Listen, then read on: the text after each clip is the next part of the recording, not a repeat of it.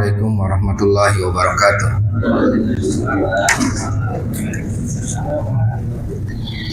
Innal hamdalillah nahmaduhu wa nasta'inuhu wa nastaghfiruh wa na'udzu billahi min syururi anfusina wa min sayyiati a'malina. Man yahdihillahu fala mudilla lahu wa man yudlil fala hadiya lahu.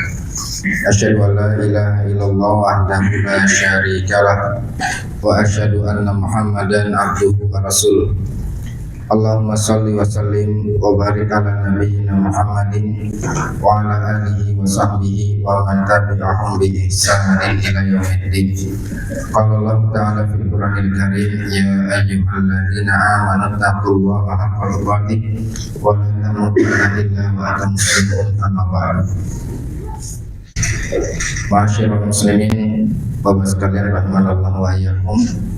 Alhamdulillah, di malam hari ini dengan taufik dari Allah Subhanahu wa taala kembali kita dijumpakan di masjid dan majelis ini, yang mana kita berharap kepada Allah taala semoga pertemuan yang terjadi di malam ini adalah pertemuan yang diberikan keberkahan oleh Allah taala, dicurahkan ampunan, dan semoga Allah Subhanahu wa taala jadikan kita di antara hamba-hambanya yang istiqomah dalam menetapi dan melaksanakan kebaikan.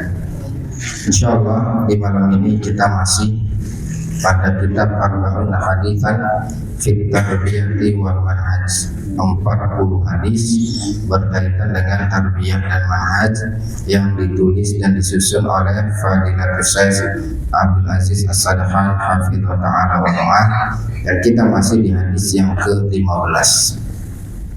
Kita baca terlebih dahulu hadisnya.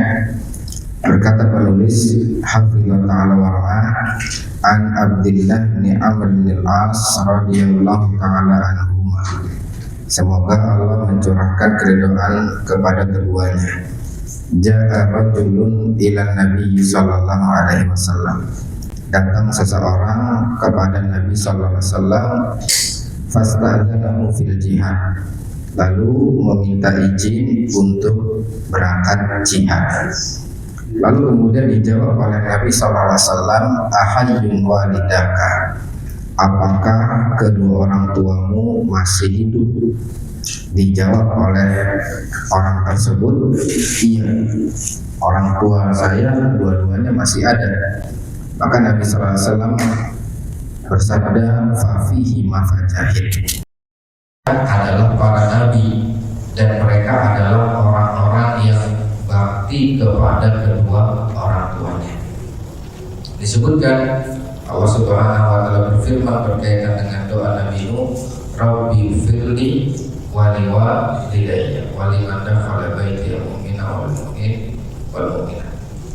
Nabi Nuh mendoakan orang tuanya. Kemudian juga Nabi Ibrahim bidu'aihim ila sabilil huda. Jadi di antara bentuk bakti kepada orang tua yang pertama adalah mendoakan mereka dalam kondisi mereka ada ataupun sudah tiada, dalam mereka masih di dunia atau mereka sudah berpulang. Nah, maka ini termasuk di antara amal soleh yang terdepan bisa dimanfaatkan oleh anak, oleh orang tuanya. Karena Nabi SAW bersabda, inna auladikum min kasbikum. Ya, sesungguhnya anak-anak kalian, inna auladakum min kasbikum. Sesungguhnya anak-anak kalian adalah hasil usaha kalian. Nah, yang kedua selain mendoakan, mengajak mereka kepada kebenaran, ya, mengajak kepada mereka kebenaran, dan ini terkadang butuh waktu yang memang sangat lama, ya, seperti doa Nabi Ibrahim kepada ayahnya, ya abati lima ta'budu ma la yasma' wa la yubsir wa la yughni anka syai'a. Wahai ayahanda, mengapa kamu tidak menyembah? Mengapa kamu menyembah sesuatu yang tidak bisa melihat dan juga tidak bisa mendengar dan tidak bisa memberikan manfaat kepada kalian? Maka di sini di antara disebutkan oleh para ulama bahwasanya yang namanya kesyirikan mardudud bil fitrah insaniyah, bahwasanya yang namanya kesyirikan itu tertolak secara dasar logika berpikir. Ya, yang namanya kesyirikan itu tertolak oleh fitrah manusia. Di antara yang menunjukkan hal tersebut adalah burung hudhud. Ketika burung hudhud pergi kemana? Ke selatan, ke arah Yaman. Mali lam arah hudhud akan minal ghaibi. Kepada burung hudhud, apakah dia termasuk di antara yang tidak hadir? Kemudian disebutkan kalau seandainya dia nanti hadir, mungkin saya akan berikan apa? Fu'adhimu adana, saya bisa memberikan hukuman kepada burung hudhud. Nah, ternyata ketika pulang burung hudhud memberikan argumen alasan kenapa dia terlambat sampai. Disebutkan apa? Jituka bimalam tuhid bihi ilma. Saya datang kepadamu dengan sesuatu yang kamu gak punya ilmunya. Ini Nabi Sulaiman, yang Nabi pimpinan manusia, pimpinan jin, pimpinan hewan dan binatang. Tapi Nabi Hud berani speak up, berani berbicara dan menyampaikan alasan apa? Jitu kami malam Tuhan bi ilmu. Saya punya ilmu yang engkau tidak punya. Dari sini faedahnya banyak. Bahwasanya sesuatu yang kecil, sesuatu yang yang tidak paling utama, terkadang dia punya sesuatu yang tidak dimiliki oleh para pembesar. Nah, apa yang dilihat oleh burung hudhud? Ya, dia melihat seorang ini ra'aitu imra'atan tamliku kulli syai'. Ya, utiat min kulli syai'. Saya melihat seorang wanita, yang dimaksud di sini siapa? Ratu Saba. Utiat min kulli syai', punya segala sesuatu. Ra'aituha wa qauma yasjuduna lisyams min dunillah. Saya melihat dia dan kaumnya sujud kepada siapa? Matahari. Sekali dalam ayat ini banyak sekali yang bisa diambil. Salah satunya adalah poin pertama, keheranan burung hudhud ada orang yang menyembah matahari. Kedua, hudhud dalam perjalanannya dari mana? Dari Jazirah ke arah selatan melewati banyak pemandangan yang menakjubkan.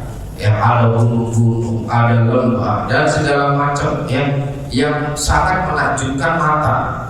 Tapi semuanya itu tidak memalingkan pandangan dan perhatian burung hudhud. Yang memalingkan perhatian burung hudhud justru apa? Justru penyembahan mereka kepada siapa? Matahari. Yang ketiga, kalau seandainya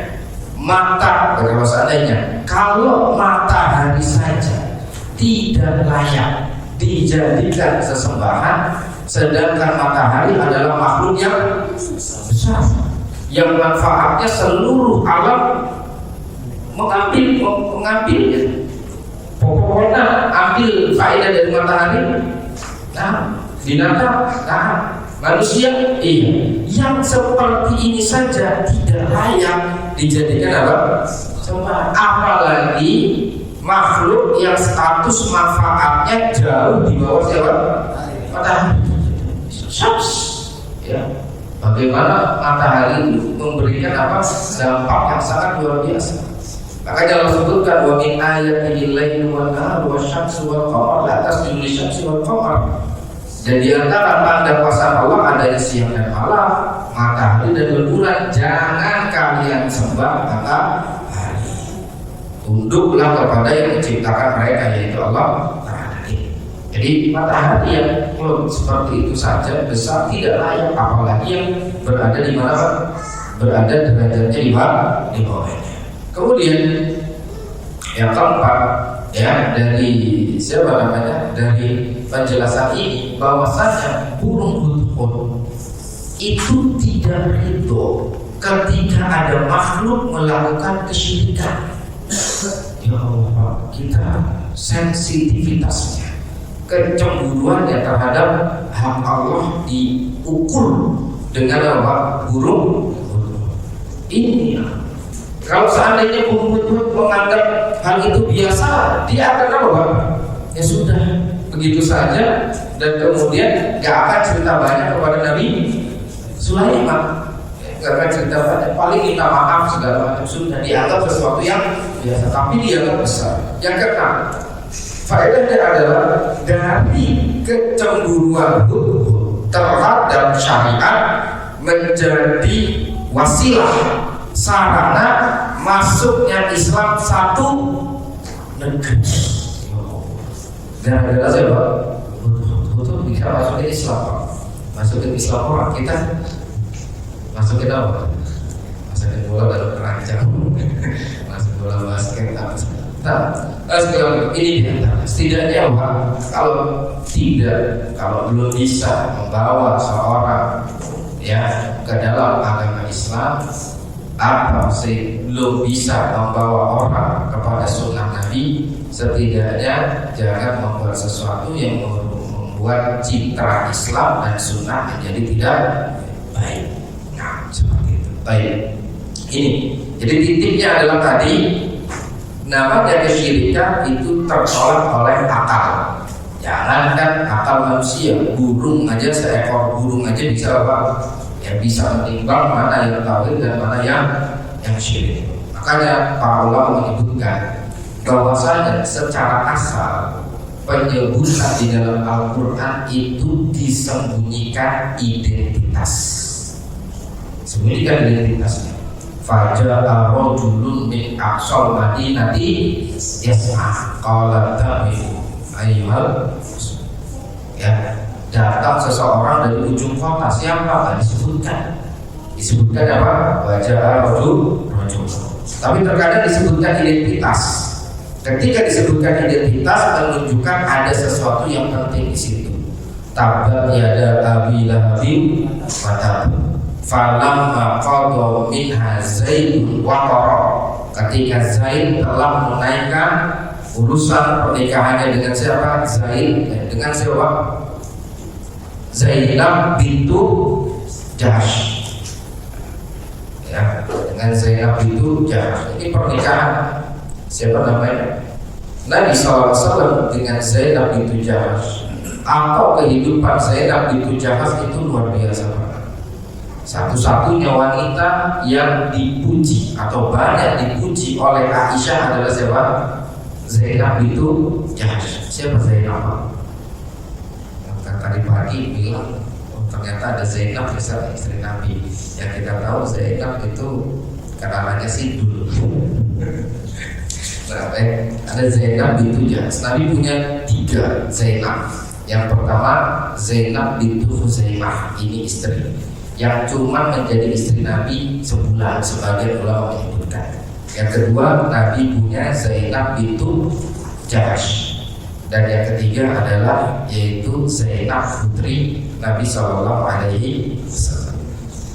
Baik, ya. Jadi ini di sini disebutkan 5 ta'bud ma la yasma' wa la yubsir wa la yughni 'anka syai'an. Kenapa menyembah sesuatu yang tidak bisa didengar, dilihat, dan tidak bisa memberikan manfaat. Sebagian orang menyebutkan kalau yang lain bisa visualisasi, tapi orang Islam menyembah Tuhannya tidak visualisasi. Sebagian orang ada yang menjawab justru itulah letak keadilan Islam. Islam menjaga setiap hak manusia untuk beribadah kepada Tuhannya, tidak membedakan antara yang melihat dan yang tidak melihat. Sekarang Pak, kalau Tuhan itu divisualisasikan di dunia, yang bisa lihat siapa? Orang yang sehat atau orang matanya? Orang yang dari lahir nggak bisa lihat? Oh, maksudnya apa? Yang buta, bagaimana dia? Dia nggak bisa memvisualisasi apa? Dan justru ketika Allah tidak menampakkan dan tidak wujudkan di dunia, salah satu faedahnya apa? Salah satu faedahnya adalah satu, untuk menjaga hak semua hamba. Seperti itu. Kemudian yang kedua, Allah jadikan nikmat terbesar nanti di akhirat adalah apa? Melihat wajah Allah Ta'ala. Dan salah satunya adalah menjaga sholat. wujuhu yawma idzin nadhirah ila rabbiha nadhirah wa wujuhu yawma idzin basirah tadunnu ayyuf'ala biha faqirah kalla idza balaghatit taraqi wa qila man wa dhanna annahu firaq wa taffatis saqu bisa ila rabbika yawma idzin masafala saddaqa wa masalla. Hari itu manusia wajahnya cerah. Kenapa? Melihat Allah Ta'ala. Ini satu kelompok. Kelompok yang lain wujuhu yawma idzin basirah. Sekelompok orang lagi mereka wajahnya apa? Ya, wajahnya murung, wajahnya pucat, wajahnya memilukan. Kenapa? Ya, wujuhu yawma idzin basirah. Ya. Kenapa mereka menyebutkan? Ya, karena mereka kondisinya begini begitu segala macam sampai dikatakan oleh Ta'ala bahwasanya wadhanna al-amul firaq, ya, itu adalah perpisahan wa tafatisah bisa, ya, kemudian betis dengan betis berdekatan, ya, kemudian disebutkan oleh Ta'ala wala saddaqa wala shalla. Penyebabnya kenapa wajah mereka itu muram, wajah mereka itu kusam, wajah mereka itu mengerikan. Kenapa? La saddaqa wala shalla. Mereka tidak sedekah dan mereka tidak sholat. Berarti yang wajahnya cerah siapa? Orang yang sedekah, orang yang sholat. Makanya Nabi Sallallahu Alaihi Wasallam mensyariatkan kita wudu. Ya, dengan menjaga wudu wajah orang yang itu nanti di hari kiamat menjadi apa? Menjadi cerah, dikenal oleh Rasul Sallallahu Alaihi Wasallam. Kemudian yang selanjutnya intinya adalah disebutkan tidak melihat, tidak mendengar, dan juga tidak apa? Memberikan manfaat. Sedangkan Allah Maha melihat, Allah Subhanahu wa Ta'ala Maha mendengar, dan Allah Ta'ala Ghaniyun 'anil 'alamin. Allah Ta'ala adalah Maha kaya atas semua makhluk. Lam yakun lahu kufuwan ahad. Qul huwallahu ahad, Allahus samad. Allah somad. As-somad itu adalah zat yang segala sesuatu itu butuh kepadanya. Itu as-somad. Qul huwallahu ahad, Allahus samad. Lam yalid wa lam yulad. Makanya setelah disebutkan as-somad disebutkan apa? Lam yalid wa lam yulad. Nah, kemudian selanjutnya wa qaraban bil ikhbar an hatihi ma'a walidayhi kama fi khabari Yahya. Di antara bentuk, ya, Al-Quran dalam menceritakan bagaimana kondisi para nabi adalah Al-Quran menceritakan bagaimana bentuk muamalah para nabi itu dengan orang tuanya. Ya, seperti dalam kisah Nabi Yahya, wa barram bi walidayhi wa lam yakun jabbaran asiyya. Berkaitan dengan Nabi Musa, wa barram bi walidati wa lam yaj'alni jabbaran syaqiyya. Dan Nabi Yahya, Nabi Isa adalah orang yang bakti kepada kedua orang tuanya. Lihat Pak, setelah disebut bakti kepada orang tuanya, Allah menyebutkan di dua ayat satu sifat yang sama, yaitu apa? Lam yakun jabbar. Tidak termasuk orang yang jabbar, yang aku, yang sombong, yang congkak. Sama siapa? Sama orang tua, sama bapak, atau sama ibu, atau sama keduanya. Ini menunjukkan apa? Ada potensi sebagian dari manusia bisa sampai di titik itu. Kapan? Kalau mungkin mereka dalam hal duniawi bisa melampaui apa? Orang tuanya. Ada video yang dia mau tanda tangan, orang tuanya ditaruh di panti. Kalau meninggal tidak perlu dikasih tahu, tidak apa. Alhamdulillah. Kemudian selanjutnya walam yakun jabbaran asiyya, dan juga tidak bermaksiat dan tidak melawan orang tua. Adapun berkaitan dengan permintaan orang tua, apakah semuanya harus dituruti? Ya, itu nanti ada perinciannya. Kemudian disebutkan di sini wa afdaluhum nabiyuna, dan yang paling utama adalah nabi kita Nabi Muhammad sallallahu alaihi wasallam. Kana baron, nabi itu bakti kepada siapa? Dua pamannya. Yang pertama kepada paman-paman beliau. Yang pertama siapa? Hamzah. Yang kedua Abbas, dan juga kepada paman beliau Abu Thalib. Wassalamualaikum. Siapa kenal Hamzah? Hamzah bin Abdul Muttalib. Sudah pernah saya ceritakan kisah Hamzah dengan Nabi Muhammad, terutama dari mulai kakeknya yaitu Abdul Muttalib. Belum. Jadi Abdul Muttalib ini itu kalau para ulama menyebutkan, ini disebutkan oleh Syekh Ibrahim bin Amir Ruhaili di dalam Mukhtasar Siratul Rasul, ya, karena Imam Ibnu Abdul Ghani Al-Maqdisi berbicara tentang Abdul Muttalib. Maka Abdul Muttalib ini sudah Allah kasih tanda-tanda akan kenabian Nabi Sallallahu Alaihi Wasallam. Tanda itu ada mukjizat. Mukjizat itu kapan datangnya, Pak? Ketika Nabi sudah menjadi seorang Nabi, itu mukjizat. Kemudian yang kedua, ada petunjuk-petunjuk, yang petunjuk ini terjadi sebelum seseorang itu menjadi Nabi. Nah, petunjuk-petunjuk ini, ya, itu istimewa, itu terjadi sebelum seorang itu menjadi Nabi. Itu namanya adalah siapa? Irhasah. Namanya adalah irhasah. Contoh, Nabi Musa di tenggelamnya, terus nyampe ke mana? Fir'aun, dan seterusnya, nanti ketemu sama emaknya dan segala macam, itu termasuk bagian. Begitu juga dengan Nabi Sallallahu Alaihi Wasallam. Itu dari kakeknya dulu, yaitu adalah Abdul Muttalib. Abdul Muttalib ini beliau dulu pernah ke Syam waktu masih muda. Pernah ke Syam, ketemu seorang rohib Yahudi.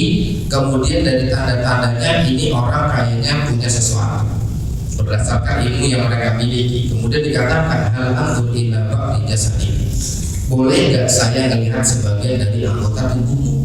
Kemudian kata Abdul Muttalib, la ba'sa malamnya pun aurah, tidak mengapa selama yang kau lihat bukan aurah. Kata saya, Ibrahim bin Amir Ruhaili, lihat kepada hayat, sifat malu yang dimiliki oleh orang Arab dulu, meskipun kenabian itu belum ada. Ya, meskipun kenabian itu belum ada. Ini Abdul Muttalib masih muda, masih remaja. La ba'sa malam yakun aurah. Kan begitu. Kita melihat video-video tahun berapa, 1900-an ya, bagaimana orang-orang dulu dalam pakaiannya, penampilannya itu menjaga etika. Belakangan ya, nah, kemudian maka salamnya orang apa selama belum selama tidak tahu orang. Kalau disebutkan inna fi indayadika nubuwwa fil ukhra al-muluk, sesungguhnya dari tanda yang kami pelajari, di tangan satumu itu ada informasi tentang anak ketujuhmu akan ada yang jadi nabi, dan yang satunya lagi anak cucumu akan jadi raja. Kemudian dikatakan oleh Abdul Muttalib, beliau mengatakan, kaifa dzalik, bagaimana itu terjadi? Maka Rahim ini mengatakan, lah, saya nggak ngerti. Yang kami dapatkan informasi dari pendahulu itu, walakin, akan tetapi, al-nubuwwah fi Bani Zuhrah, akan tetapi kenabian itu ada pada wanita keturunan Bani Zuhrah, ya, keturunan dari Bani Zuhrah. Lalu terus Abu Thalib sudah menikah dengan wanita, lahirlah beberapa anak. Suatu saat dia ingat omongan Rahim itu. Nah, pada saat itu Nabi SAW, Abdullah sudah ada. Pada saat itu Abdullah itu sudah ada. Akhirnya Abdullah, saya lupa apakah Abdul Muttalib saat itu istrinya masih ada atau Abdul Muttalib saat itu istrinya sudah tidak ada, saya lupa.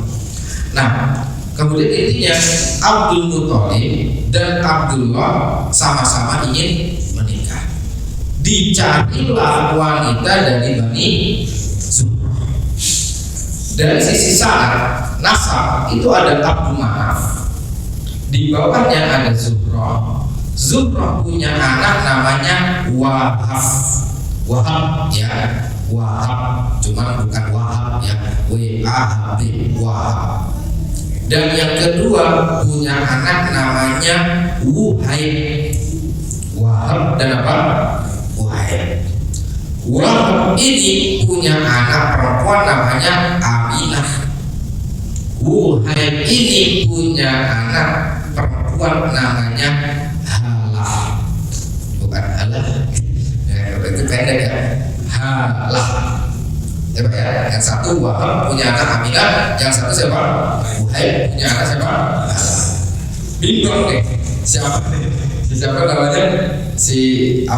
Abdul Muthalib sama Abdul. Akhirnya Abdul Muthalib nikahnya dengan siapa? Halah. Kemudian Abdullah nikahnya dengan Aminah. Nah, yang jadi nabi siapa? Ternyata kenabian itu ada pada titipan rahim Aminah. Pada titipan siapa? Rahim Aminah, seperti itu. Nah, dari pernikahan Abdullah dengan Aminah lahirlah Nabi Muhammad. Dari pernikahan siapa? Abdul Muthalib dengan Halah lahirlah Hamzah. Makanya Nabi dengan Hamzah itu, kalau zaman sekarang mungkin apa? Seumuran bestia. Satu, usianya nggak jauh beda. Dua, ibu susunya juga sama, yaitu siapa? Thuwaibah. Gedenya juga bareng. Ketika awal Nabi menjadi seorang Nabi, di antara tokoh pembesar Quraisy yang pertama masuk Islam siapa? Baru kemudian Umar. Hamzah dulu yang masuk, baru kemudian Umar. Di perang Uhud, Hamzah meninggal. Apa yang terjadi? Retaklah hati Nabi, sedihlah hati Nabi. Ingat ya kondisi itu. Makanya karena apa? Karena daging yang tumbuh pada diri Nabi itu berasal dari susu yang sama yang diminum oleh siapa? Hamzah. Baik. Ini Hamzah. Wal Abbas. Adapun Abbas anak dari Abdul Muthalib yang lain. Dan kalau Abbas punya kedekatannya dari sisi apa? Abbas ini dulu yang menyelamatkan Abdullah waktu mau disembelih sama Abdul Muthalib. Kenapa mau disembelih? Panjang ceritanya. Intinya adalah Abdul Muthalib mimpi menemukan sumur air Zam-Zam. Pernah hilang? Iya. Sumur Zam-Zam pernah hilang. Abdul Muthalib mimpi, kemudian dengan petunjuk mimpi Abdul Muthalib menemukan sumur Zam-Zam. Lalu dia berpikir sumur ini harus dijaga, tapi saya punya anak laki-laki terbatas. Dia nadar sama Allah, kalau punya anak laki-laki 10, satunya akan disembelih. Yang keluar nomor 10 Abdullah. Ya harus menaikkan nazar itu disembelih. Ketika mau disembelih, orang keluarganya menolak karena ini mungkin imut ya segala macam. Di antara yang paling keras menolak adalah kakaknya, yaitu siapa? Abbas. Maka pada saat ya sudah ancang-ancang pisau itu sudah mau ini, Abbas masuk dari kolong kakinya Abdul Muthalib, ditariklah adanya di bawah kabur. Nah, kemudian akhirnya codetan pisau itu ada di dahinya siapa? Abbas. Dan Abbas ya, Abbas ini nanti akhirnya punya anak namanya siapa? Abdullah bin Abbas. Dan Abbas ini masuk Islamnya belakangan menjelang penaklukan kota Mekah. Ya, makanya kalau ada tokoh yang kemudian dinyinyirin karena masuk Islamnya belakangan seperti Abu Sufyan, ya orang-orang Rafidah segala macam, Abu Sufyan begini-begini, turunan Abu Sufyan nanti adalah Muawiyah itu penulis wahyu dan seterusnya. Baik. Maka dijawab yang masuk Islam menjelang penaklukan kota Mekah bukan Abu Sufyan saja, yaitu siapa? Abbas. Dan disinilah nanti ada daulah Abbasiyah. Dan ketahuilah para ulama ahli hadis, para ulama ahli fikih, para ulama nahwu, para ulama sirah, para ulama ahli tafsir, mereka berkembang di Daulah Abbasiyah. Semuanya itu dari mulai siapa? Karena kalau nggak salah Daulah Abbasiyah itu sekitar 130-an sampai 560-an. Ya, ketika Baghdad itu tumbang, Sungai Dajjal berubah menjadi warna hitam karena pena yang ditumplakin di buku yang ditumplakin di situ. Itu semua dari 130-an sampai 500-an itu masanya Daulah siapa? Abbasiyah. Dan disitulah ulama-ulama Islam berkembang dan seterusnya. Baik, adapun paman beliau yang bernama siapa? Abu Thalib, ya, ini makruf bagaimana kedekatan beliau sallallahu alaihi wasallam dengan Abu Thalib. Nah, faqad kana yad'u ila Islam, ya, maka Nabi sallallahu alaihi wasallam mengajaknya untuk Islam wa huwa ala firashi mautihi, dan ini adalah kondisi apa? Kondisi berat. Wassalamualaikum. Ketika orang sudah dalam kondisi berat, disarankan untuk banyak berzikir la ilaha illallah. Kenapa? Ada dua kemungkinan. Kalau orang tersebut selamat, diberikan kesempatan untuk hidup lebih lama dan lebih panjang atau kembali sehat, artinya orang tersebut banyak berzikir dengan kalimat la ilaha illallah. Dan zikir ini sehari itu berapa? 100, pagi 100, sore boleh berapa? Boleh 100. Kemudian setelah itu kalau enggak minimal berapa? Sekitar 10. Barang siapa yang berzikir 100, kata Nabi sallallahu alaihi wasallam, lam ya'ti ahadun bi afdal mimma ja'a bihi yaumil qiyamah. Tidak ada orang yang bisa mengalahkannya datang dengan kalimat tersebut di hari kiamat. Ini kita mengucapkan apa? La ilaha illallah. Jadi disyaratkan ketika orang yang berat untuk banyak ya berpikir apa? La ilaha illallah. Kalau sembuh dapat pahala itu. Kalau seandainya mohon maaf setelah berat ternyata apa Pak? Tidak sadar. Dia sadar kadang pingsan atau apa? Koma. Nah, kalau sudah koma bagaimana mentargetnya? Bagaimana targetnya sudah apa? Sudah terkadang kesadaran juga sudah 50-50. Sebab kadang mungkin mata bisa melihat buka sedikit, kadang mungkin pendengaran juga. Cuma bagaimana dengan lisan? Seperti itu. Baik ya. Kadang seperti itu, kemudian koma beberapa hari, kemudian ternyata ya qadarullah masyafaat, ternyata sudah akhir dari kehidupannya. Kemudian suka ada yang ditarakin kemarin kondisinya begini. Jadi ketika kondisinya ketika kondisinya sudah mulai agak turun, bukan husnuzon apa sehujan ya, terlepas dari apapun tadi ada dua kemungkinan. Kalau dia sehat, dia akan jadi apa? Tadi pahala yang besar, gak ada yang lain. Yang kedua, kalau ternyata dalam kondisi yang agak berat tadi, kondisi setelah itu adalah semakin apa? Buruk, ya sudah, kemarin sudah ditutup dengan apa? Banyak dikit apa Pak?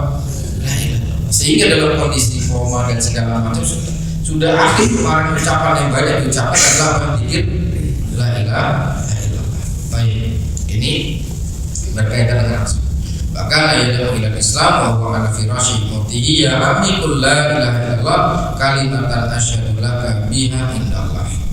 Ya, satu kalimat yang nanti akan jadikan hujah di hadapan siapa namanya Allah Subhanahu wa taala. Fa'aba an yaqul, namun ya beliau enggan untuk mengucapkan apa kalimat la ilaha illallah fakana min ashabina. Ya, paman beliau Abu Thalib ya ternyata adalah termasuk di antara penghuni neraka. Nah, kemudian disebutkan di sini wasalaka maslakan anbiya fi dzalika ulama Islam. Begitu juga dengan para ulama Islam dari kaum muslimin. Qaul Abi Yusuf. Abu Yusuf siapa? Abu Yusuf itu murid besarnya Imam Abu Hanifah. Imam Abu Hanifah itu punya 4 murid besar. Yang pertama Abu Yusuf. Yang pertama Abu Yusuf. Yang kedua adalah Muhammad bin Hasan Asy-Syaibani. Ya, Muhammad bin Hasan Asy-Syaibani ini yang nanti jadi gurunya Imam Syafi'i. Ya, Muhammad bin Hasan Asy-Syaibani. Ya, kemudian yang ketiga Muhammad bin Hasan Al-Lu'lu'. Kemudian yang keempat adalah Zufar. Ya, nah, Abu Yusuf, ya, beliau menyebutkan bahwa itu Abu Hanifah yang minum ummahu ala himar. Ya, suatu saat saya pernah melihat Imam Abu Hanifah membawa ibunya, membopong ibunya, menaikkan ibunya di atas apa? Keledai dan menuntunnya. Ya, seperti itu. Bahkan terkadang ibunya Imam Abu Hanifah ini ketika bertanya dalam masalah agama itu kayak orang yakin sama anaknya. Beliau, Imam Abu Hanifah suatu saat datang ke majelis seorang ulama, saya lupa namanya siapa. Imam Abu Hanifah datang, cuma ke rumah ulama, ke majelisnya ulama. Dikatakan, wahai Imam Fulan, ibuku bertanya kepadaku ini. Maka apa jawabanmu? Ulamanya kaget, loh, antum itu lebih berilmu dari anak. Tapi kata Imam Abu Hanifah, tapi ibuku menyuruhku nanya ke antum. Kata ulama tersebut, antum lebih bertanggung jawab. Ibuku pengen jawaban dari lisan Anda. Apa kata ulama tadi? Kalau gitu sekarang menurut antum apa? Antum ngomong ke saya, ya Allah, ini adabnya ulama, Pak. Masya Allah. Adabnya Pak. Intinya adalah ulama itu apa? Yu'thiruna al-anfusihim. Mereka lebih mengedepankan siapa Pak? Orang lain dibandingkan apa? Diri mereka sendiri. Meskipun mereka mungkin punya ilmu segala macam, tapi ketika ada yang lebih di hadapannya, mereka fatwa. Begitu mau beri antum dulu mau fatwa, anak contek. Nanti anak titipin ke ibu antum bilang aja ini dari anak. Iya, tapi dalamnya dari siapa? Dari Abu Hanifah. Nah, sekarang ini Abu Yusuf wafat di akhir kehidupannya masih tanya masalah agama. Seorang murid datang kepada Abu Yusuf pada saat kondisinya berat. Kemudian Abu Yusuf bertanya, bagaimana pendapatmu? Apakah orang itu ketika saya agak lupa ya, ketika sa'i naik kendaraan atau jalan kaki? Kurang lebih seperti itu. Dikatakan jalan kaki, enggak. Kalau gitu naik kendaraan, enggak juga. Terus gimana? Tergantung gimana. Kalau waktunya waktu istijabah lebih baik apa? Jalan kaki. Kalau enggak ya kalau mau naik kendaraan silakan. Muridnya keluar, nyampe pintu ngelihat suara orang apa? Menegur. Ketika nengok ke belakang, Abu Yusuf meninggal. Ini diantara apa? Diantara kisah-kisah para ulama berkaitan dengan ini. Kemudian kalau Muhammad bin Muqaddim bata akhi Umar yusolli wa bidu al-isuri jena ummi wa maquhibu ana lailati bilailati. Muhammad bin Muqaddim mengatakan, saudaraku bisa bermalam, ya saudaraku bisa bermalam untuk sholat malam. Wa bidu al-isuri jena ummi, sedangkan aku di malam itu begadang pijetin emak. Ini sekelasnya Bapak Muhammad bin Muqaddim. Kita pernah sedikit ceritakan tentang Muhammad bin Muqaddim. Ketika Madinah pacaklik 3 hari, kemudian ada tukang sol sepatu yang disebut siapa? Iskafi. Kemudian setelah itu akhirnya doa 3 kali, kemudian ijabah. Itu kisahnya siapa Pak? Iskafi, tukang sol sepatu dengan Muhammad bin Muqaddim. Lalu juga begitu, al-bisukri jelas, saya pijetin kaki emak. Ya, seperti itu. Wa ma'uhibu ala lailati bilailati. Dan saya agak merasa bahwasanya malamku ini lebih baik dari malam. Saya sangat mencintai malamku ini, itu lebih baik dari siapa? Malam saudara. Kenapa? Iya, ketika dia sholat sendirian, sholat malam itu manfaatnya untuk diri sendiri. Ketika dia memijat uminya, manfaatnya bisa kepada dirinya dan kepada siapa? Ibunya. Oleh sebab itu dalam tulisan yang lain seorang ulama menyebutkan anna naf'at ta'addudi khairun wa ahabbun minan nafsil infiradi. Kemaslahatan, manfaat yang bersifat global banyak itu lebih utama dibanding manfaat yang bersifat personal. Seperti itu. Makanya Islam mencela yang namanya apa? satu nganggur, dua cuma ibadah doang. Gak ada dalam Islam apa namanya abid, cuma ahli ibadah saja tanpa memberikan manfaat kepada manusia. Disebutkan fardul ulama kafa ala sa'ir al abid kafa al tolak ala sa'ir kawin. Keutamaan ulama dibanding ahli ibadah lebih dari bulan dibanding bintang. Baik, kita akan dulu, setelah ada kita minta waktu sejenak untuk penutupan. Assalamualaikum warahmatullahi wabarakatuh. Assalamualaikum warahmatullahi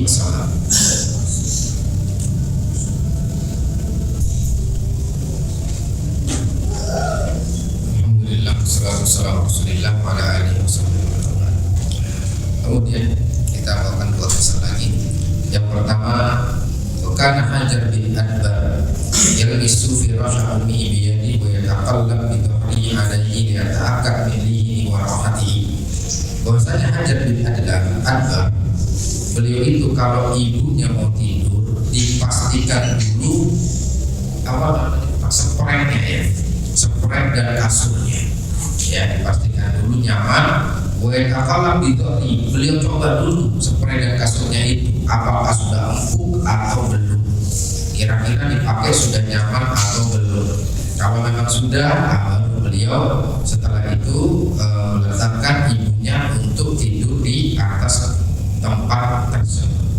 Maka ini salah satu bentuk keutamaan orang-orang yang bakti sama orang tuanya ketika orang tuanya sudah sepuh, apalagi mohon maaf ketika diuji dengan setruk ya, kadang nggak bisa terbatas, dipastikan dulu tempatnya apanya. Maka ini salah satu bentuk keutamaan dan pahala yang besar bagi ya anak-anak yang merawat orang tua dalam kondisi demikian. Dan terakhir, bahwasanya seberapapun yang kita lakukan untuk orang tua itu tidaklah bisa menembus ya kebaikan mereka. Ja'a rajulun ila Abdillah bin Umar. Ada seseorang lelaki datang kepada Abdullah bin Umar. Faqala hamaltu ummi. Saya bawa ibuku, saya gendong ibuku ala rohbati. Saya gendong ibuku min Khurasan. Khurasan itu mana? Daerah Afghanistan. Jadi daerah Irak dan ke atas lagi. Dan di situ jalan kaki sampai mana? Hatta qadaitu bihal manasik, sampai bisa menunaikan manasik haji. Jalan kaki dari mana? Dari sana. Digendong sampai ibunya selesai manasik haji. Ataroni jazaiha, apakah menurutmu aku telah membalas jasanya?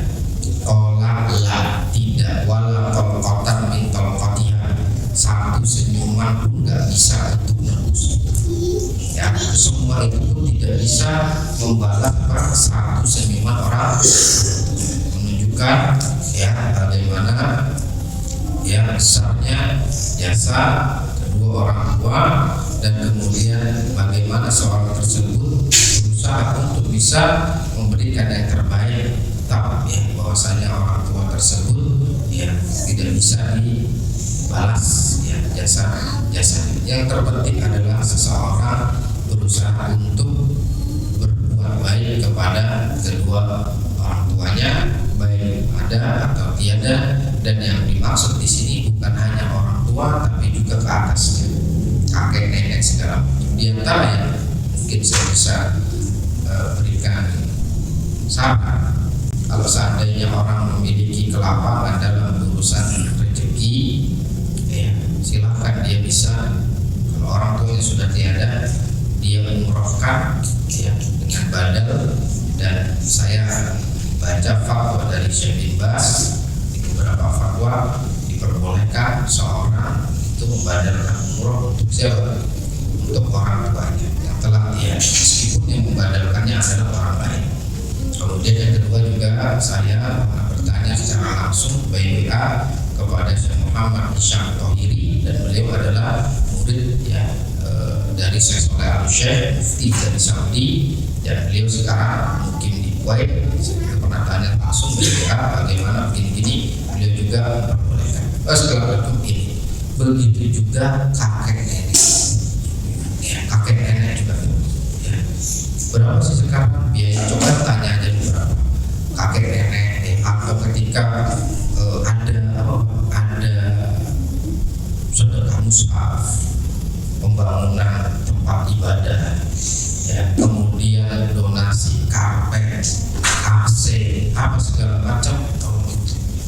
Paling enak kalau lagi ada bangunan diantaranya beli besi segala macam, karena itu masya Allah. Baik, dan sekarang syarif ahlak, ya, artinya apa? Ajar, jadikan mereka berserikat pada sedekah-sedekah kita, kakek, nenek, dan seterusnya. Semoga dengan demikian Allah Subhanahu wa Ta'ala berikan manfaat kepada mereka, dan insya Allah kita sebagai orang yang menjadi fasilitator pun insya Allah akan mendapatkan pahalanya juga.